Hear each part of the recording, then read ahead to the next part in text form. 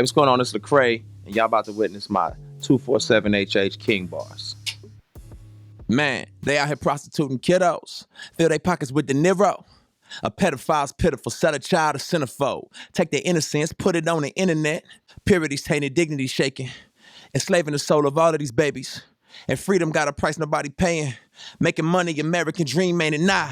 Take their innocence and put it on the internet. And it's just the whole concept and the whole idea of, this internet culture that kind of rules, the mindset of a millennial generation, and where we sacrifice, children for money. You know what I'm saying? Where there's nothing sacred anymore. So it's just the whole idea of, take their innocence and put it on the internet. It's a microcosm of a bigger problem that we having. So that's one little small picture of us messing up the minds and the innocence and the purity of a kid, but it's really a bigger issue that we see in society as a whole. You know what I mean?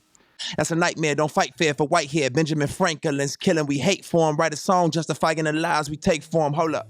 The whole concept and the idea of this American dream is really, it's a nightmare for those people who can't really, achieve it the way that they say they put it in front of you. And so what we begin to do is prostitute ourselves for money. We begin to sell ourselves for gain, or a piece of land, or a piece of property, or even a street that doesn't even belong to us in the first place. You know what I mean? So, we'll all complain and we'll all fuss about the economic system, and we'll have problems with capitalism or socialism or communism or whatever it may be. But it's funny to me how so many people, especially people of color, will have issues with a capitalistic society, but then write songs justifying the lives that you take for money.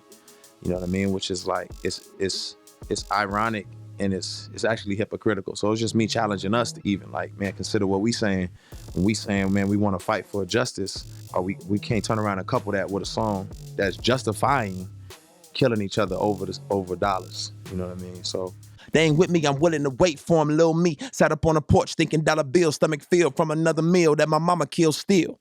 I can't keep still, I probably steal to keep a couple of Nike checks on the back of my heels. Grandma back on them peels, need a stack of them bills. Say we slaves to the money, I guess we back on the field. I'ma go pursue my happiness, they told me it was free, but I'm still paying for it, I'm indebted to this thing. Now I tell a story, I say little me sat up on the porch thinking dollar bills, stomach filled from another meal that my mama killed, but still, I can't keep still, I probably steal to keep a couple of Nike checks on the back of my heels. And that's just me saying, even as a kid, I was raised to want more. You see the dudes in your community wearing better shoes than you, got better clothes, and you sitting on the porch, man, just like, man, your stomach is full, you ate a good meal, but you still want more.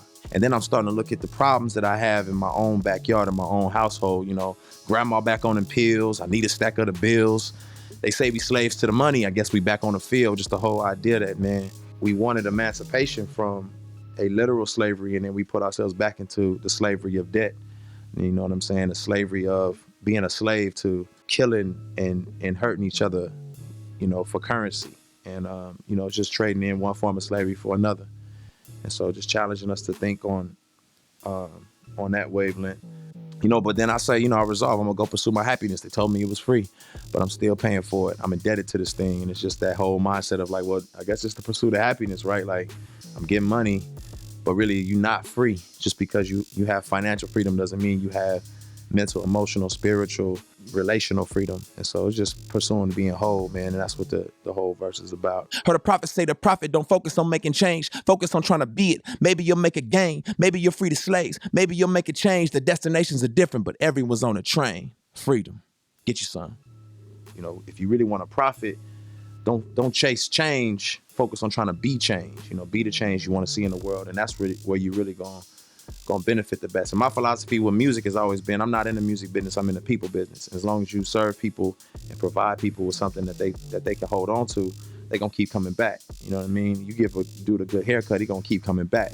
You provide a service to this dude where he can feel like, man, you helped me, you benefited me. You feed a man a good meal, he gonna keep coming back. And so that's what I'm trying to do with music. Is like with Goody Mob is give you soul food, so you'll keep coming back for it. And if I'm giving you something for your soul, I don't have to worry about making the hottest, top 10 hit every time, because people know they're getting something that's beneficial to their whole being when they push play, versus, you know, they like the way this particular song sounds. So I'm writing songs for somebody locked away doing 25 years, and he ain't got no hope of seeing daylight for a long time, and he needs more than just that song talking about frivolous things. I'm writing stuff that people can chew on for the rest of their lives and keep passing out. It's the same way I feel about Tupac. I'm still chewing on Tupac's lyrics to this very day. So that's freedom, man. Church Close 3. And I wrote all about this in my book, Unashamed. So make sure you go get that, man. Man, we live in a broken society. It's frail, it's full of biases, and we need the people who are in control and in charge to realize that as well. So when you put police officers in charge, you got to do that with the knowledge that they have biases and that they're imperfect people and that they're wielding all this power. I think that'll last forever, you know, even longer than the music, because they knew I stood for something, and they knew, you know, I held down the city, and eventually that'll branch off to all around the world. That this dude is this excited because he thinks that I'm A$AP Rocky the entire conversation. The spirituality, the peace that was in the communities has been taken out, and it's taken time. From crack era all the way down to where we're at now, they've been removing